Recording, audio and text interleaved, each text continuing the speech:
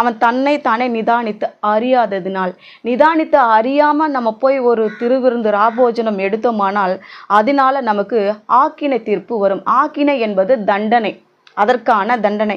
இயேசு கிறிஸ்துவின் ரத்தம் எப்படிப்பட்டது? மிகவும் பரிசுத்தம் உள்ளது. நம்மளுடைய பாவங்களை, சாபங்களை எல்லாவற்றையும் போக்கக்கூடியதான ஒரு அருமருந்து தான் இயேசு கிறிஸ்துவின் ரத்தம்.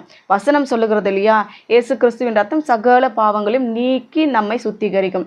நம்மை பரிசுத்தப்படுத்தி கொள்வதற்கு முந்தைய தினத்தில் நம்ம ஆயத்தப்பட்டு தான் வர வேண்டும்.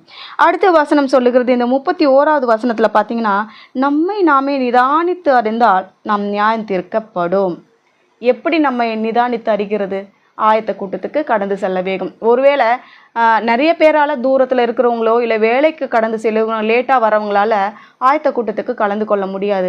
ஆனால் இன்றைக்கு திருவிருந்து என்றால் அதிகாலையிலே 3 மணிக்கோ 4 மணிக்கோ 5 மணிக்கோ எழுந்து 1 மணி நேரம் நேர் முழங்கால் பாடிட்டு தேவ சமூகத்தில், ஆண்டவரே திருவிருந்து இன்னைக்கு நான் அபாத்திரமாக போய்விடக்கூடாது, என்னை எப்படியாகிலும் கழுவி அருளும் என்று அதிகாலையில் நேரத்தில் முழங்கால் படிட்டு நம்மை நிதானித்து அறிந்து கர்த்தருடைய சமூகத்தில் இருதயத்தை ஒப்பு கொடுக்க வேண்டும். அப்பொழுது என்ன செய்யப்படும்? நம்மளுடைய பாவங்கள் மன்னிக்கப்பட்டு நம்மை நிதானித்து அறிந்து தேவ பந்திக்கு வரும் பொழுது அது மிகவும் பிரயோஜனமாக இருக்கும். இதே அதிகாரம்